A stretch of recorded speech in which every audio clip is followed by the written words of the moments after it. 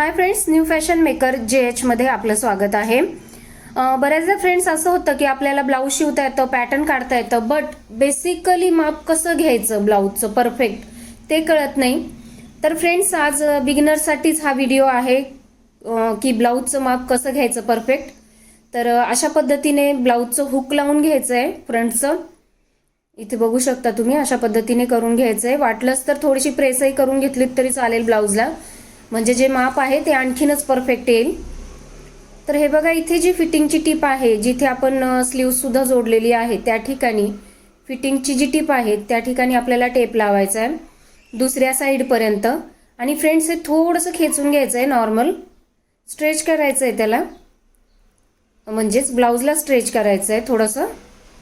तर अशा पद्धतीने हे बघा, इथे आलेलं आहे 19.5 इंच। तर याची दुप्पट किती होते? 39 इंच। तर आजचा आपला हा जे ब्लाऊजचं माप आहे ते आहे 39 इंच, म्हणजे छाती इथे आहे 39 इंच। आता आपण फ्रंटचा गळा बघूयात। शोल्डर असं व्यवस्थित हे करून घ्यायचं आहे,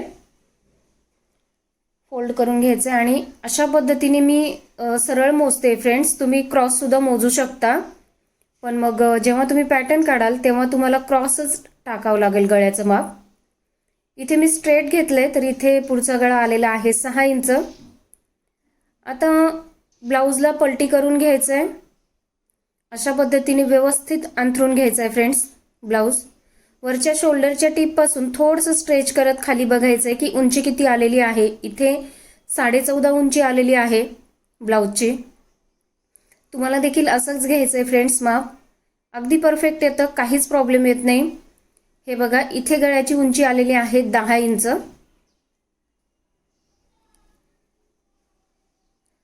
आता आपण स्लीवची उंची बघूयात, बाहीची उंची। शोल्डरची ही जी टीप आहे फ्रेंड्स, इथूनच आपल्याला टेप लावायचा आहे। इथे बघू शकता तुम्ही नीट, आणि इथून खाली टेप लावून आपल्याला बाहीची उंची मोजायची आहे। इथे 5.6 आलेली आहे। दंडघेर मोजण्यासाठी आपल्याला ब्लाऊज असा हा उलटा करून घ्यायचा आहे। आणि ही जी सगळ्यात आधीची जी टीप आहे तिथेच आपल्याला मोजायचे की किती इंच आहे। तर हे बघा फ्रेंड्स, याची टीप इथे आहे, तर इथपर्यंतच आपल्याला हे मोजायचं आहे। तर दंडघेर इथे जेवढा आलेला आहे तेवढाच आपल्याला घ्यायचा आहे। आता फ्रेंड्स, कमरेचं माप घेताना काय करायचं आहे, ज्यामध्ये तुम्ही हुक अडकवता, म्हणजे हुकाची जी पट्टी आहे तुमची हुक अडकवण्याची, म्हणजेच की आय पट्टी ही आपल्याला सोडून द्यायची आहे आणि तिथून पुढे आपल्याला हा टेप लावायचा आहे। तर हे बघा, इथे अशा पद्धतीने आपल्याला पूर्ण साइड हा मोजून घ्यायचा आहे। आणि इथे आलेलं आहे तुमचं कमरेचं माप अगदी परफेक्ट। आता सगळ्यात महत्त्वाचा इश्यू असतो फ्रेंड की शोल्डर कसं मोजायचं। ते इथे मी शोल्डर मोजण्याचे तुम्हाला 2-3 प्रकार सांगते, तुम्ही इथे न स्किप करता बघा। तर हे बघा, सगळ्यात आधी आपण अशा पद्धतीने व्यवस्थित अंथरून घेऊयात। आणि इथे मी तुम्हाला थोडंसं क्लोज करून दाखवते। इथपर्यंत हे आपल्याला मोजून घ्यायचं आहे। आता इथे आलेलं आहे हे 2.25 इंच।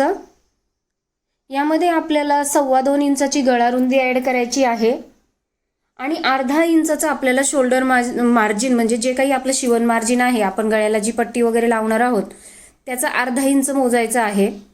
तर अशा पद्धतीने इथे 5.5 इंच शोल्डर तुमचं रेडी येणार आहे याचं, हे तुम्ही बघू शकता इथे। आता ही दुसरी पद्धत की गळ्याच्या पट्टीपासून पुढे तुम्हाला 3 इंच सोडायचं आहे आणि शोल्डरच्या रेघेपर्यंत बघायचं आहे की किती इंच आलेले आहेत हे। तर 5.5 इंचच आलेले आहेत फ्रेंड्स इथे देखील। आणि आता ही तिसरी पद्धत शोल्डर मोजण्याची, जिथे ही बाही स्टिच केलेली आहे वरच्या साईडला शोल्डरला, त्या टिपेपासून या शोल्डरच्या टिपेपर्यंत आपल्याला मोजून घ्यायचं आहे। तर हे बघा, हे पण 11 आलेलं आहे, म्हणजे आपलं जे 5.5चं शोल्डर आहे ते परफेक्ट आहे।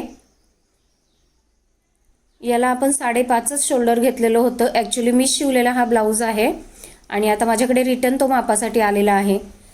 फ्रेंड, आजचा व्हिडिओ जर तुम्हाला आवडला असेल तर प्लीज व्हिडिओला लाईक, शेअर आणि चॅनलला सबस्क्राईब नक्की करा। आणि अशाच पद्धतीने नवनवीन व्हिडिओ